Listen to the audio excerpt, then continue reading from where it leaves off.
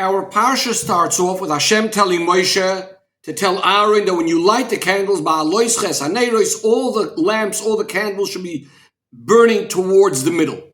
And that's what Aaron did. Then the pasuk goes on and says, this is the way the menorah is made. It should all be made of one piece of gold. Miksha zav, hammered out of one piece of gold. The question is, the making of the menorah seems to be out of place over here. Here we're discussing how the menorah is lit. The making of the menorah was discussed already in Parshas Truma, where it was told to us that it's made out of one piece of gold.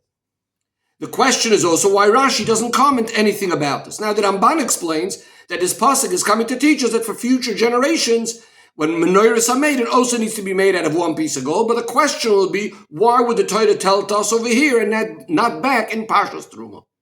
The Ohr HaChaim explains that the word Behaaloscha actually refers to the fact that the lamp, the part of the menorah in which the wick and the oil was not attached to the rest of the branches. Behaaloscha means that this piece would be taken off to be cleaned from the oil and wicks. Then Behaaloscha, when you lift it back up onto the menorah, that's what the word Behaaloscha means. Based on that, you could have thought that the other parts of the menorah could also be taken apart and put back together again. Although initially it needs to be made miksha out of one piece of gold, as learnt in Parshas Truma. So the pasuk needs to tell us again that although Behaaloscha, the lamp part, is being put back on the menorah, the rest of it must remain always as one piece. But it's difficult to say that that's what Rashi is learning, because according to Rashi, the word Behaaloscha means something else completely, not about the lamp being put up, but rather that you need to make sure that the flame is burning in a way that it's going upwards by itself. So we're back to the question, why is the Torah telling us over here about the menorah being made as one piece of gold? Another thing we need to understand is, what is the pasuk even adding in our parsha by telling us that the 7 candles need to be burning towards the center? This is something that was told us in Parshas Truma, that the way the lamp should be made is that it's going to burn towards the center. And Rashi actually explained over there that the lamps were made, that the opening of each lamp was towards the center of the menorah. So if the lamps were made like that anyways, how does it even make sense to command Aaron to light the menorah towards the center if that's going to be happening automatically anyways? Says the Rebbe, this last question really Rashi addresses, if we look carefully at the words of Rashi, but when we see what Rashi says in our parsha regarding this idea of the lamps burning towards the middle, Rashi says that the 3 lamps on the Mizrach, on the east side, their wicks were going to be towards the middle, and so too with the 3 lamps on the other side. In other words, what Rashi is telling us is that in addition to the fact that the lamps were made with the openings of each one towards the middle, there's a special command to Aaron over here that as he's about to light the menorah, he should bend those wicks facing towards the middle. However, says the Rebbe, this raises another problem. If it's a command to Aaron, why does it say al mul pnei menorah, towards the center of the menorah, ya'iru, the candle should shine? Why isn't it said as an order to Aaron, ta'ir, you should light the candles towards the middle? In order to understand all of this, says the Rebbe, we're going to have a look at a machloikas between Rashi and the Ramban regarding the several places where the Torah discusses the lighting of the menorah. So again, we have in Parshas Truma where we're told how the menorah is made. Then we have a few places in the Torah where we're discussing the oil and the lighting, etc. We have in the beginning of Parshas Tetzaveh, we have it again in Parshas Emoir, and we have it in our Parsha, in Parshas Behaaloscha. So in Parshas Emoir, which comes after Tetzaveh, Rashi says that this is actually the place where the mitzvah of the neiros, the mitzvah of lighting the candles, is being told. What it said already in Parshas Tetzaveh, that was only being said as part of the order of making the Mishkan. In other words, since in Parshas Truma it discussed the making of the menorah as part of the making of the Mishkan, so the beginning of Parshas Tetzaveh starts off by telling us what that menorah is going to be used for. But that's not the actual place yet where we're being told to light the menorah. That happens mainly in Parshas Emoir.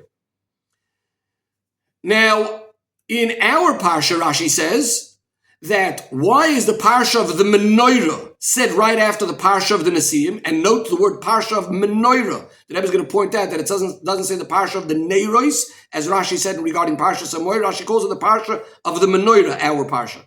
In last week's Parsha, we had about the Nesiim bringing their karbonis to dedicate the Mizbeach.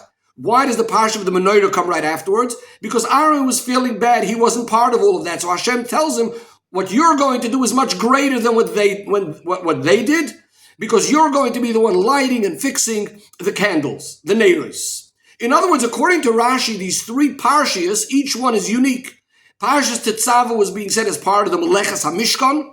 In Parshas Amar, that's actually where Aaron is being commanded to light the menorah. And our parsha is being called a parsha of the menorah, which we'll soon see what that means.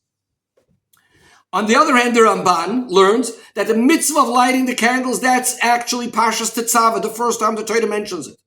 Parshas Emorim and our parsha, each one is adding certain details about the menorah, about how it has to be done, etc., etc. Based on this, says the Rebbe, there will be a big difference between Rashi and the Ramban concerning our pasuk of Bezem Maisa menorah in our parsha, where the Torah says that it needs to be hammered out of one piece of gold.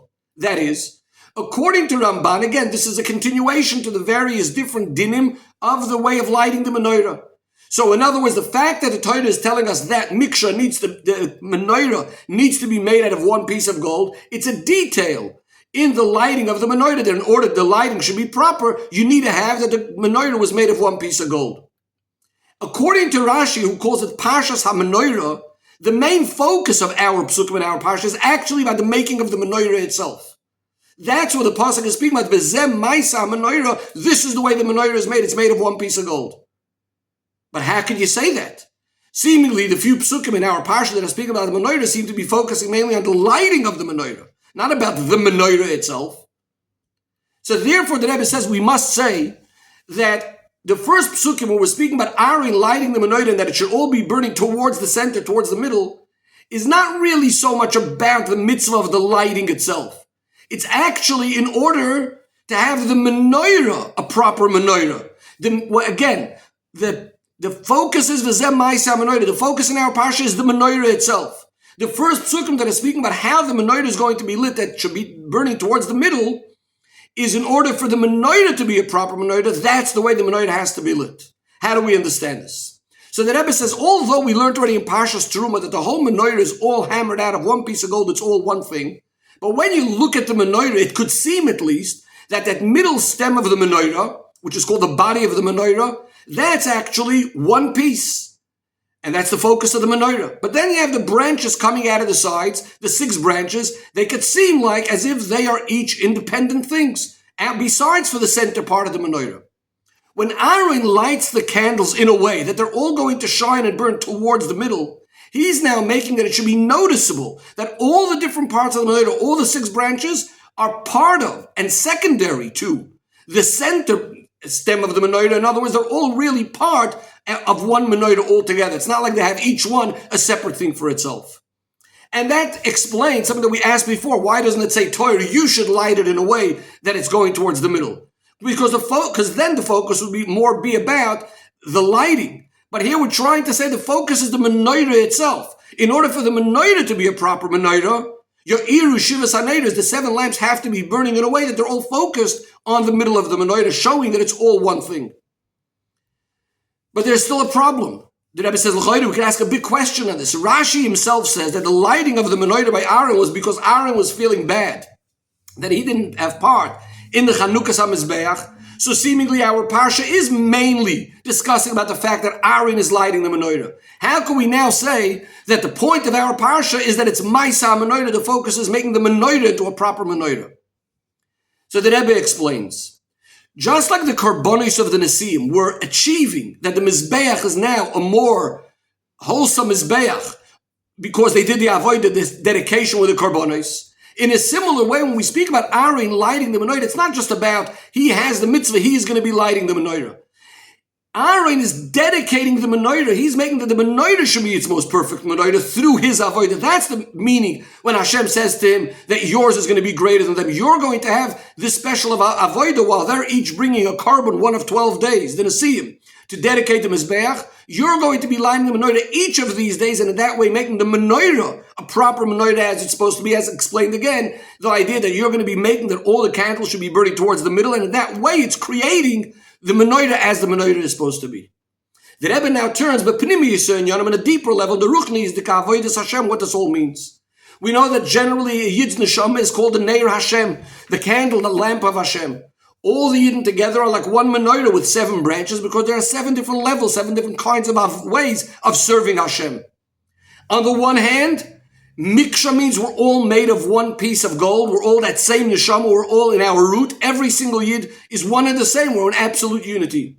On the other hand, there are 7 branches, meaning each yid has his own unique and special avodah. So this is what our pasuk is coming to tell us. Behaaloscha, when you light those candles, you need to make sure they're all facing the center, meaning to say that it needs to be noticeable in an open way that even when we're doing our avodah in an individual way, it's not each avodah is a separate thing. In everything, there needs to be noticeable that there's the one common general nakuda, one general idea that we're all acting for the same purpose of l'shamash eskoini, to serve the one who made us, to serve Hashem. Within this itself, there could be 2 ways as well, and this will be fitting with Rashi and the Ramban. Is it about that the menorah is one piece? That's a detail in lighting the candles. As the Ramban said, the main focus is the lighting of the candles. But a detail in that is that there needs to be, the menorah has to be miksha. Or is it the other way around? That the fact that we're lighting the candles towards the middle, that's making up the menorah. What does this all mean in Avodas Hashem? According to Rashi, where Aaron is causing that the Neshamas Yisrael should all be, Behaaloscha, to be elevated to their root, where we are all miksha, we are all one piece. In other words, the lighting is all about to bring out how we're all one piece, to bring them up to their root and to their source. The Ramban, on the other hand, is discussing what's the whole purpose of lighting those candles, of elevating those candles. The whole purpose of neshamas is to make a dira lo yizbarach b'tachtonim, to bring Hashem into our world. And therefore, he learns the other way around. The whole purpose of the miksha, the whole purpose of the achdus of the yidden as they are in the source, is all in order for the purpose of the lighting. In other words, it's all about bringing that achdus into the 7 branches. That means even as the yidden are each one individual, their avodah should always still be felt inside of that they're all miksha. Because according to him, the main point is the lighting itself. But in order for the lighting to happen properly, you need to have miksha, that inside of them should be noticeable, that achdus coming from the etzem haneshama.